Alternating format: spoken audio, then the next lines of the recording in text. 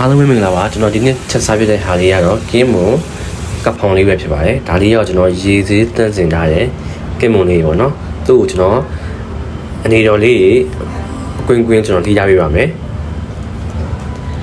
ဒါဟိုလက်ကလေးဆိုရှင်လည်းကျွန်တော်ရင်းလေးခွဲထားပေးပါမယ်နော်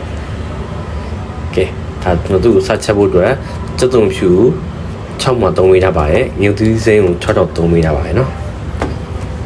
အားလုံးကျွန်တော်နှုတ်ဆင်းပြီးစီသက်ပေးပါမယ်။ညုံတော့စက်သုံးဖြူညုံသီးစိမ်းတွေကိုတေချာစွာစီလေးတက်ပေးပါမယ်နော်။ကဲဒါကျွန်တော်ဒီလောက်နေထားဆိုလို့ရှိရင်ကျွန်တော်ဆွမ်းနာတီးကြတဲ့ကိမွန်တွေကိုထည့်ပြီးတော့မှုပေးပါမယ်။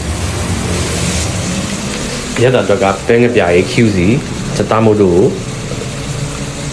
သုံးပြကြပါတယ်။စားလေးနဲ့ငယ်ထည့်ပေးကြပါတယ်နော်။ဒါလေးတော့ကျွန်တော်ကဖောင်ရွက်လေးပါเนาะကျွန်တော်ချားသူရတော့ဟို